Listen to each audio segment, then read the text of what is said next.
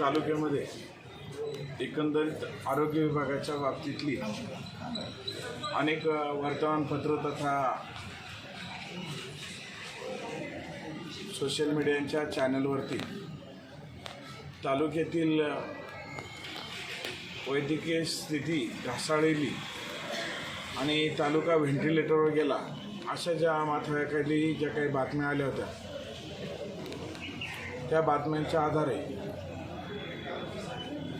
आणि तालुक्यामध्ये एकंदरीत चाललेले साथीचे आजार, या साथीच्या आजारांमध्ये देखील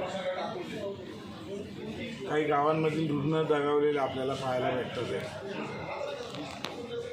त्याचबरोबर एक दुर्दैवाची गोष्ट, आंबेवंगणसारख्या गावामधील एक महिला जी सर्पदंशाने खऱ्या अर्थाने 8 दिवसापूर्वी मृत्युमुखी पडली. एकीकडं सरकार म्हणून आम्ही पेसाचा हक्क म्हणून या ठिकाणी आंदोलन करत होतो आणि हे आंदोलन करत असताना त्यामागचा हेतू हाच होता की आदिवासी भागातील लोकांच्या दृष्टिकोनातून असलेल्या सोयीसुविधा त्यांच्यापर्यंत पोहोचल्या गेल्या पाहिजेत. त्याचबरोबरीने तालुक्यामध्ये इतरही ठिकाणी मग साथीच्या आजारामध्ये गणोऱ्यासारखं ठिकाण असू द्या, देवठणसारखं ठिकाण असू द्या, इथं साथीच्या आजाराने काही रुग्ण दगावले. त्याचबरोबर चाससारख्या ठिकाणी डेंग्यूची लागण झाली, आंबडसारख्या ठिकाणी डेंग्यूची लागण झाली. अनेक रुग्ण या ठिकाणी थंडी तापाच्या आजाराने आजारी पडलेले आपल्याला आढळून येतात आहे. या सर्व पार्श्वभूमीवरती पंचायत समितीच्या आरोग्य विभागाच्या बरोबर ग्रामीण रुग्णालयाचे अधिकारी देखील या ठिकाणी उपस्थित होते. त्यांच्याबरोबर बोलत असताना काही गोष्टी यामध्ये प्रामुख्याने पुढे आलेल्या आपल्याला पाहायला भेटतात. तालुक्यामध्ये सर्वाधिक जास्त रिक्त पदं ही आरोग्य विभागाकडे आहेत. त्यामध्ये डॉक्टरची संख्या असेल, ज्या आमच्या ANM आहेत, त्याचबरोबर वैद्यकीय क्षेत्राला लागणारे जे कोणी कर्मचारी आहेत, या कर्मचाऱ्यांची देखील मोठ्या संख्येमध्ये कमतरता दिसून येत आहे. आणि यामुळेच की काय, काही डॉक्टरांना 2-2 PSCचा चार्ज दिलेला आपल्याला पाहायला भेटतो. त्यांच्यावरती देखील कामाचा ताण आलेला आता आजपणे स्पष्टता दिसत आहे. हे सगळं कामकाज पाहत असताना तालुक्यात झालेल्या दुर्दैवी मृत्युमुखी पडलेल्या लोकांच्या प्रती नुसतं सद्भावना वाहणे एवढंच नाहीत, तर खऱ्या अर्थाने ग्रामीण भागातील या तालुक्यातील आरोग्याच्या बाबतीत अनेक मोठ्या गंभीर स्वरूपाच्या अडचणी या ठिकाणी समोर आलेल्या पाहायला भेटल्यात. काही ठिकाणी औषधांची तुटवडा आहे, कमतरता आहे.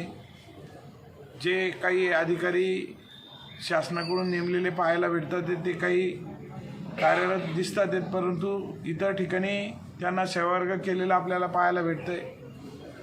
या सर्व प्रकरणामुळं तालुक्यातील आरोग्य व्यवस्थेवरती मोठा ताण आलेला आपल्याला पाहायला भेटतो आहे.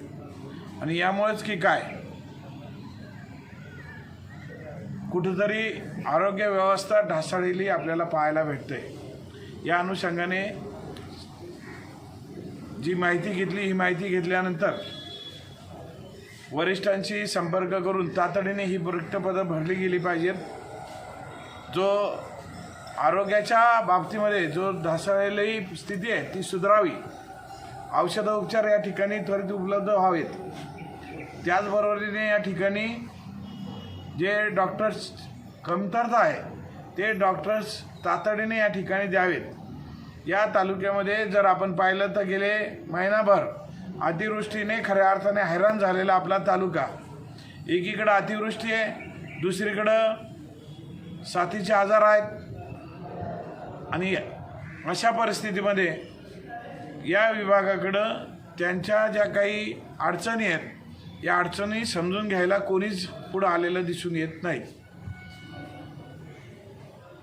आज आरोग्य विभागाशी बोलत असताना त्यांच्या अडीअडचणी आहेत त्या समजून घेतल्या। लागणारा औषधांचा कमी जो असलेला पुरवठा असेल त्या संदर्भातला सुरळीत करावा। त्याचबरोबर सर्पदंशाच्या सर्व लसी सर्वच PSC अंतर्गत या ठिकाणी उपलब्ध झाल्या पाहिजेत। नवे तर पुरेसा साठा त्या ठिकाणी उपलब्ध असला पाहिजे।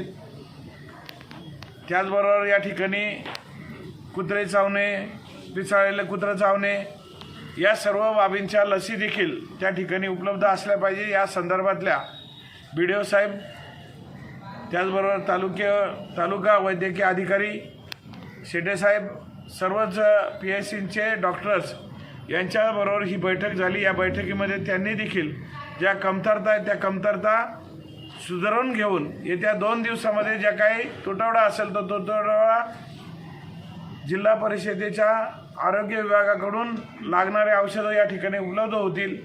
नव्हे तर काही ठिकाणी उपलब्ध आहेत, ज्या ठिकाणी कमतरता असेल त्या ठिकाणी उपलब्ध करून घ्यावेत हे देखील आदेश करण्यात आले। आणि मला या ठिकाणी आज असं वाटतंय की आजच्या बैठकीनंतर पंचायत समिती अकोल्याच्या अंतर्गत असणारे PSC सेंटर, सब सेंटर, ज्या ठिकाणी आपल्या ज्या सब सेंटर या ठिकाणी नर्स म्हणून काम करणाऱ्या महिला भगिनी आहेत त्या देखील काही ठिकाणी आहेत, काही ठिकाणी दिलेल्या नाहीत, काही ठिकाणी कार्यरत नाहीत किंवा काही असतील तर त्यांना सेवावर्ग दुसरीकडे कुठं दिलेले आहेत। अशा सर्व ज्या काही गोष्टी आहेत त्या गोष्टी सध्या सेवावर्ग झालेल्या असतील तर त्यांना मूळ पदावरती त्या ठिकाणी आणावं। ज्या ठिकाणी गैरसोय असेल ती त्या ठिकाणी लोकांच्या सोयीसाठी त्या ठिकाणी ते कर्मचारी उपलब्ध करून द्यावं, अशा सर्व सूचना या ठिकाणी माननीय DHO साहेबांकडे करण्यात आल्या, THO साहेबांकडे करण्यात आल्या आणि त्यांनी देखील या ठिकाणी ग्वाही दिली का येत्या 4 ते 5 दिवसामध्ये ही सर्व परिस्थिती, तालुक्यातली परिस्थिती आपल्याला बदललेली पाहायला भेटेल। ज्या ज्या गावांमध्ये संसर्गजन्य आजार चालू आहेत त्या गावांमध्ये फवारणी असेल, औषध फवारणी असेल किंवा त्या गावांमधील घ्यावयाची काळजी असेल आणि त्याचबरोबर त्या गावामध्ये कॅम्प घेऊन सर्व गावकऱ्यांची आरोग्याची तपासणी करायचं काम येत्या 4 ते 5 दिवसामध्ये पूर्ण होईल असं मला त्यांनी आज या ठिकाणी खात्री दिलेली आहे। निश्चितपणाने या माध्यमातून जी 5 दिवसाची त्यांनी खात्री दिलेली आहे या 5 दिवसाच्या खात्रीमध्ये आपलं पंचायत समितीचं आरोग्य विभाग 100% काम करेल अशी मला आशा आहे। आणि त्या ठिकाणी त्यांना हे सांगितलं आहे की जर याच्यामध्ये काही कमतरता आढळून आली किंवा पुन्हा एकदा काहीतरी कमतरता आढळून आली तर संबंधित लोकांना जनतेच्या न्यायालयामध्ये जाऊन त्या ठिकाणी जनतेच्या दरबारामध्ये जाऊन ही दाद आणि हा प्रश्न त्या गावातील लोकांसमोर मांडायचं काम होईल, वरिष्ठांकडे मांडायचं काम होईल। उद्याला जर काही कारवाई प्रस्तावित झाली तर त्या कारवाईला संबंधित दोषी अधिकारी या ठिकाणी राहतील ह्या पद्धतीच्या सूचना देखील सांगण्यात आल्या।